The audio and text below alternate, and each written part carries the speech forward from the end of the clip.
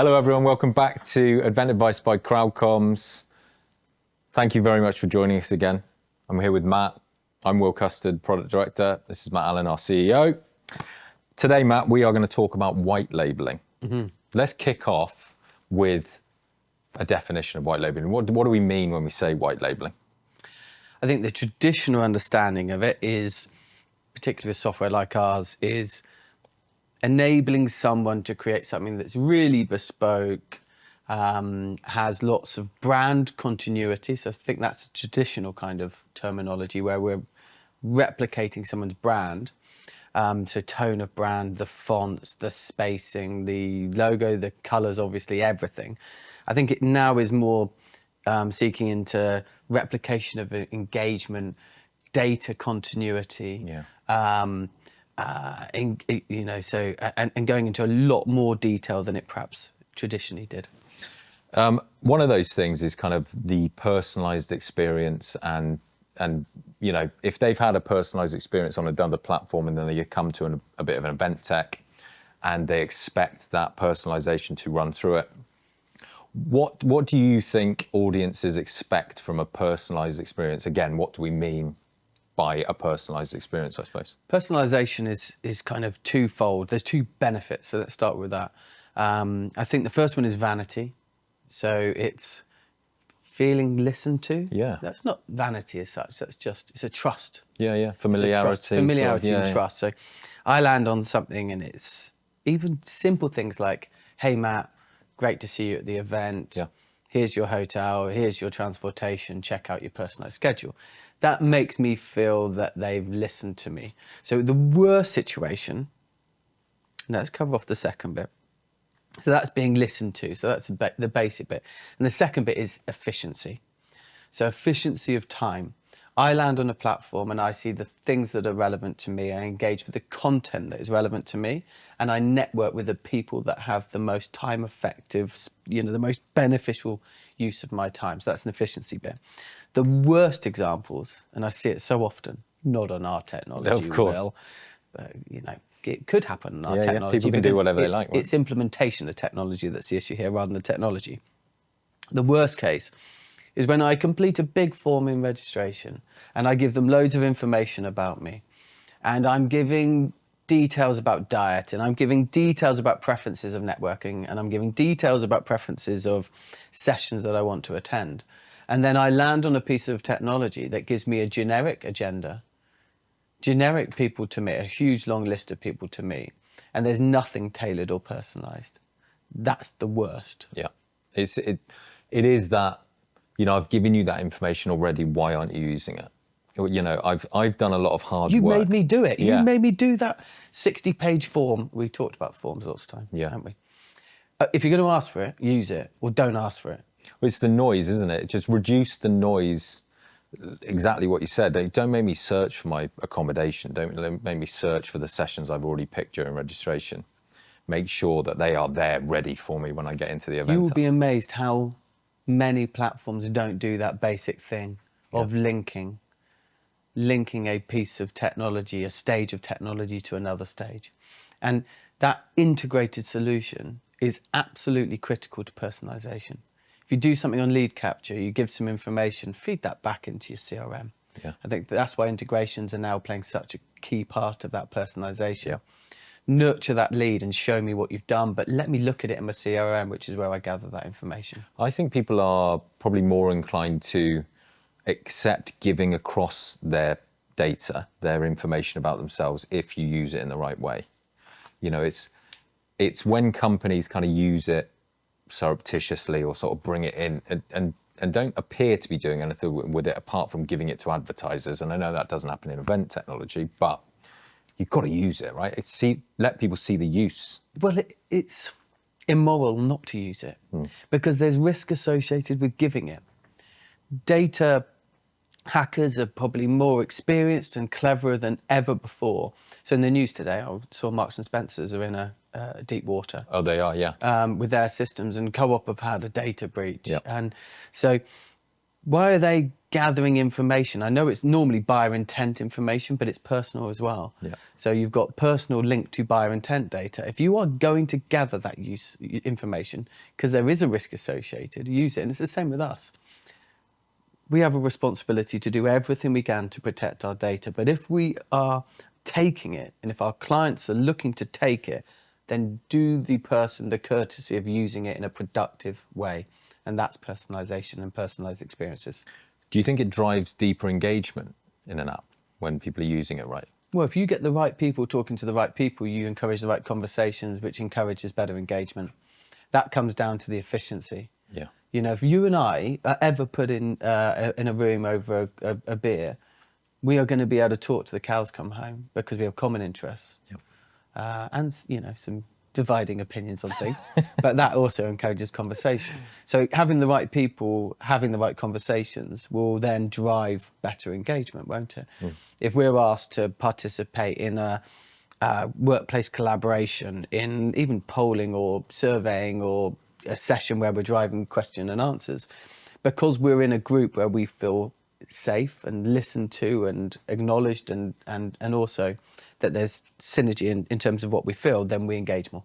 Yeah, and brand loyalty, I guess. So if the best way to kind of, you know, prepare for your next event is to run a successful event, I suppose, isn't it? It's making sure that people see the value in what they've done and they'll want to come again. You won't need to try very hard to get them to come back.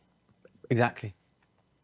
Okay, so let's talk a little bit about the power of white label solution from an agency point of view. So when you're running, you might have multiple clients, but people that you know attend events across the board. Can you explain sort of how event tech allows event agencies to adapt tools seamlessly? So the power in that customization. I guess what I'm asking is, how can people implement it in our, I guess we'll talk from our point of view because we know our technology best, but we can talk in broad terms of how you should be, the ways you can actually do it. I mean, an agency work on end to end on an event. So their responsibility is getting the best commercial opportunities from venues, the best food and dining opportunities, helping with the planning of every single intricacy of the event, the logistics. The technology is a relatively small part of that in terms of with us, but we still have a responsibility to make sure that they can do it to encourage the right conversations, to elevate the content. Yeah. And I think that's pretty critical. We play a relatively small part in the end-to-end experience of the whole event. We're involved in a small part of it. In terms of our responsibility and linking it to kind of white labeled, which is the topic, an agency, we want to kind of get out of the way. And so an agency wants to say to us, you know, if you're working with a big automotive brand who are very conscious of their brand, everyone is conscious of their brand, but just giving an example. Say we're doing a McLaren event. They want it has to look like the McLaren website. We need the fonts, we need the spacing, we need the padding, we need to be able to be creative but adhering to those brand guidelines. Yep. And agencies are obsessive about that. Yep. Because they're there to really drive and elevate experience. So we enable them to do that with our technology through every single step of it. And that's why we're an agency partner choice, because we do enable them to build a badge that looks like a McLaren badge, build an event form which looks like the data capture that you'll get from a McLaren capture form. And likewise with an event app, when you land on it, it's going to be very mindful of brand. So purely from a customization perspective, you're on point. And then the rest of it fills in. If you're a McLaren employee and you land on it and you've got that personalization and you've got that customization, then it feels familiar, which is great from a UX perspective. I'm engaging with the right content because it's listened to what I've said before. I'm engaging with the right people because it's listened to my responses before. Then you get better collaboration, better conversations, and then better outcome because you deliver to those successful objectives at the start of the event. Yeah, and I think what we've done over the last couple of years is make sure that there's not too much of a burden of an overhead to get to those solutions quickly, right? Get to that point where you can, you know, you don't necessarily need teams of developers who can do custom CSS anymore. You don't need, you know, designers that are going to get you all the assets. You know, creating that quickly is absolutely imperative for those agencies to do that over and over again, right? Do you know what the big thing is that you've done with your team? The best projects that we did 3 years ago were absolutely bloody brilliant. The worst projects were bloody awful. Yeah. And I'd look at them and be ashamed, and we'd be on the call saying, we've got to do something about this. Come on, what are we going to do? So we always had the tools to drive creative brilliance. Yeah. But we also had the opportunity for outright failure Yeah. in terms of delivering from customization. What your tools have done, the WYSIWYG builders, is they've really elevated that lower end. We can still create those beautiful ones. And when you land on something where they've just got it right, it just makes sense, doesn't it? You look at it and it's just immediately boom. The vast majority of the platforms that I now review, and you and I still do review them on a regular basis, I'm like, yeah, that's good. And that wasn't the case 3 years ago. And that's an advancement of your build, the tools that you've enabled on the CMS to create that. Yeah, speed out of the box is kind of the term we try and use, isn't it? It's making sure that we, you if you did the bare minimum of colors, logo, it would still look great. It would still look like a really great solution and a bespoke solution. Yeah. And just tweaking a few things here and there to bring it in line with whatever exists already for that brand. Yeah, definitely. It's been an exciting few years. So the future of customization, I'm going to bring up the term AI again. Yeah. But we can bounce backwards and forwards on this, but customized push notifications we can already do. Obviously, we're looking at AI tools to predict and recommend sessions. We've already got matchmaking. It's branding opportunities, pulling in potentially AI-driven tools. If you want an image, a specific sort of image, you could potentially bring in things like that. Let's talk about sort of customization of push notifications and content. How do we do that in our platform? I think the customization of notifications, that's more going to be about efficiency. So what notifications are relevant to me? So that's going to be, if we're linking it to AI, that's going to be looking at things that you've been interested in or things that you've done, or looking at LinkedIn and then making sure you get notifications around content or copy or engagement or connections that are relevant to that. So again, that is literally just efficiency, isn't it? Yeah. Because we can get to those outcomes anyway. It's getting to them quickly from an organizer and an end user perspective. When we're talking about design, it's very tricky, isn't it? Because with design, McLaren aren't going to use AI at the moment to design their websites. Okay? So you all we'll be doing is using AI to replicate the investment they've made. Yeah. So all we're trying to do is get it as close to their brand as possible. And AI could definitely play a part in that. What AI will be doing is learning, and then you guide it and you correct it and you advise it. It's whether it can get it right first time. And when I use it with images, I'm normally 10 or 11 kind of steps down before I get to where I want it. Oh, definitely. That isn't time consuming compared to what we've got with our drag drop WYSIWYG builders. No. It would be longer for me to create the outcome. So I think it's got a fair way to go before we can use it from a kind of genuinely use it from an end-to-end website builder for apps and for. I totally agree with that. So I saw a story recently, which is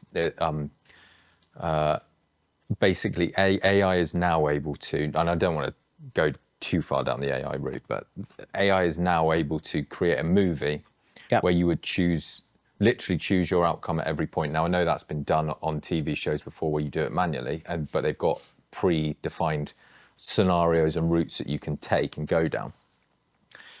My opinion on that, and same with design, so the point you made about McLaren there, is I personally don't think, if you're not a creative person, it doesn't matter how powerful the tool is in front of you. You will not be able to come up with an outcome that is satisfying, because the creative person behind that filmmaking and the narrative in it is the human.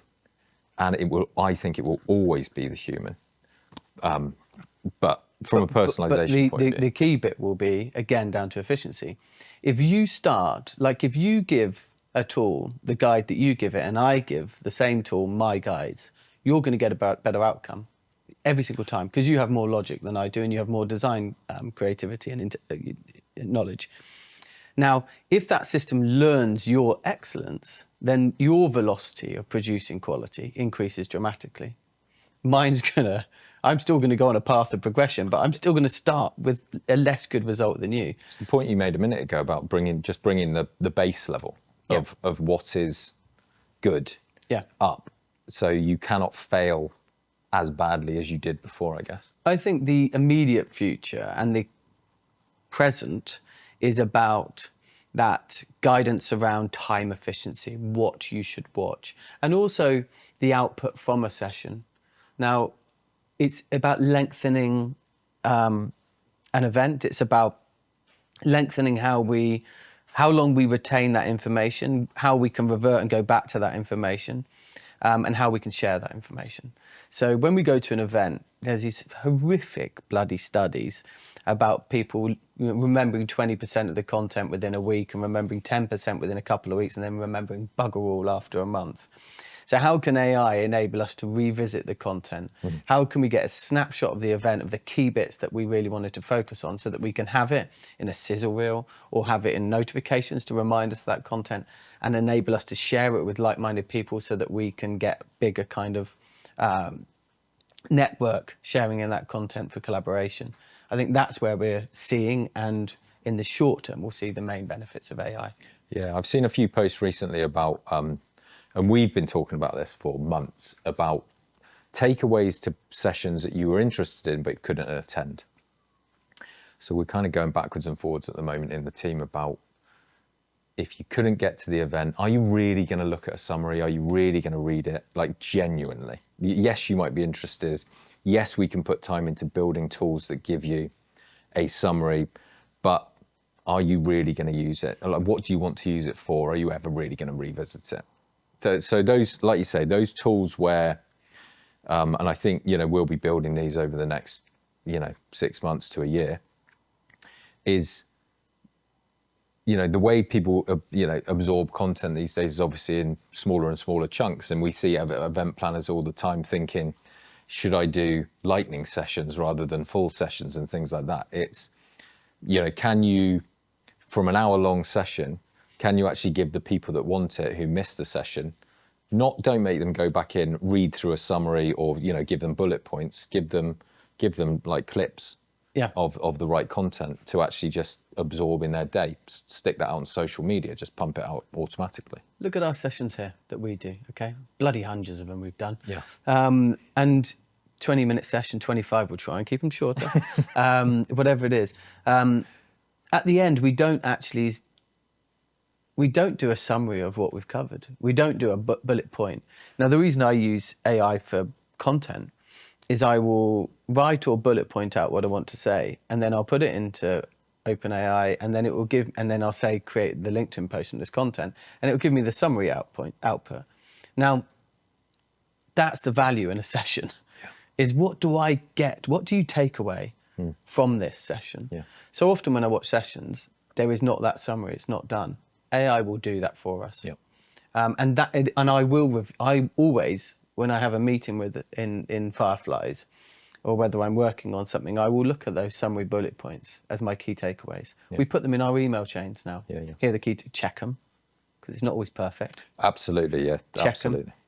Because I remember sending one to a client, and they said, I don't remember saying that, and that's really not the right context. And I thought, bloody hell, I've got to be a bit smarter than that.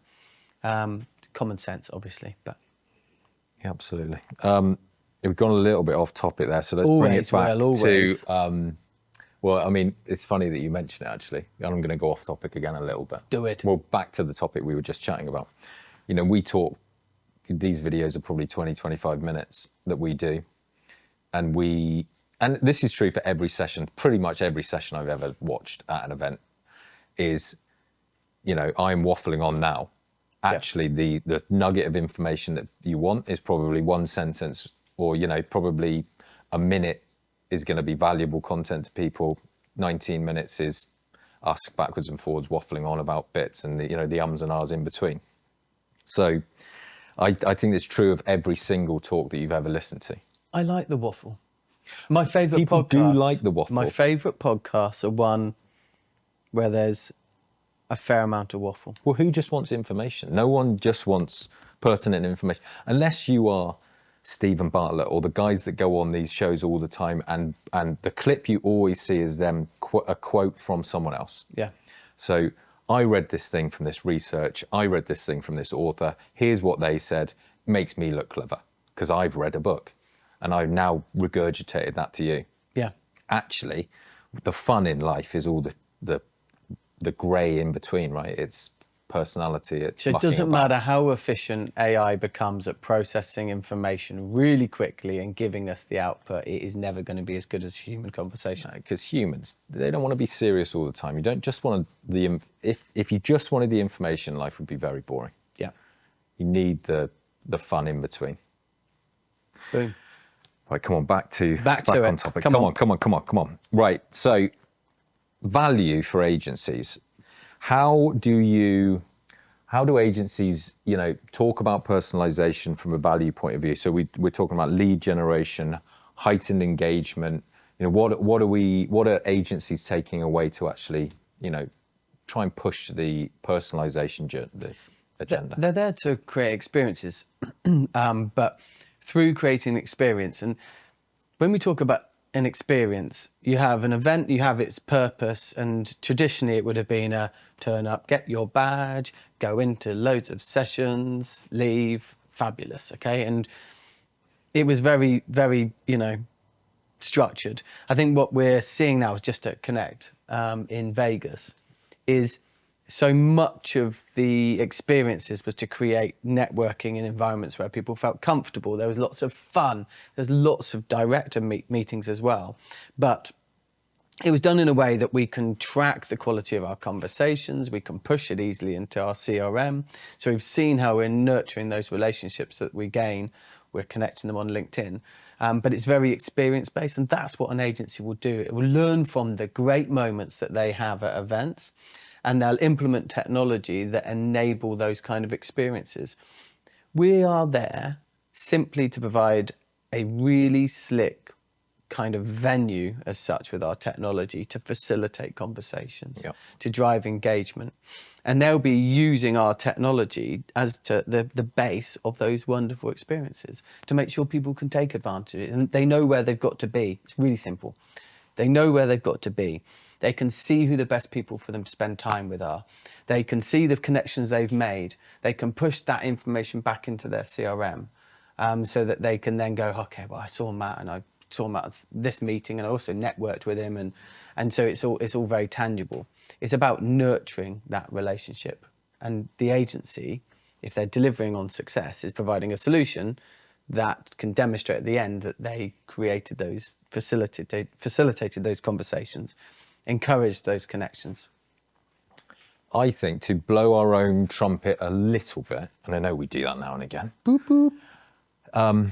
What makes us a strong agency partner is the fact that we are adding to that suite of tools that allow you to progress that event every year. So I guess an agency's, remit is to grow an event, is to kind of retain that business, to grow each year, to carry on, to bring something new each time, to innovate along the way.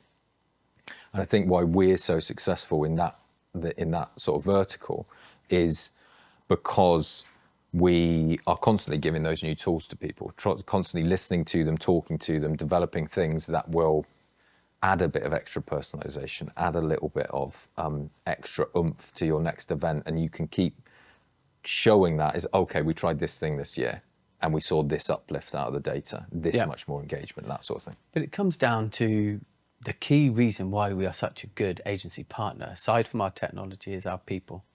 Now, I see examples of us supporting clients brilliantly, and I see occasionally examples of us letting ourselves down and letting us being guided by a client. That isn't to say the clients aren't really knowledgeable, but they're not as knowledgeable as our team about how to leverage our technology.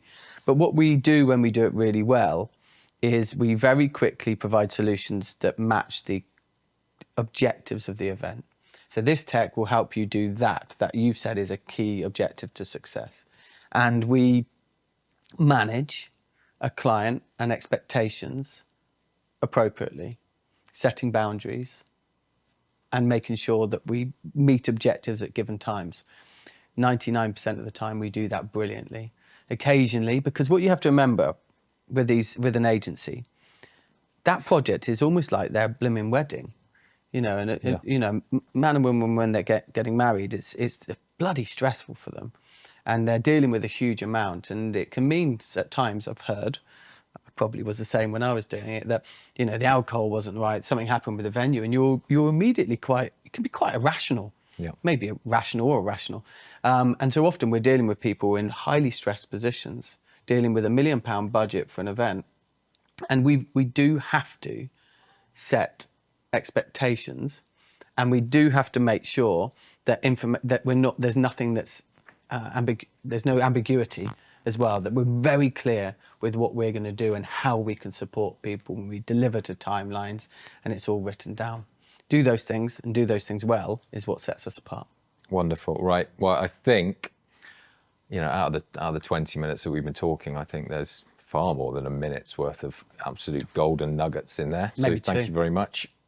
So I guess key takeaways from this are just make sure that your audience is always at the heart of your decision making, and make sure you're using data. Maybe don't use it too much to start with and grow into it, but make sure that data is informing your decisions. Wonderful. I think that's enough for this video. Thank you very much for joining us again. Please remember to like and subscribe and comment down below if you want to. But for now, we will see you in the next video.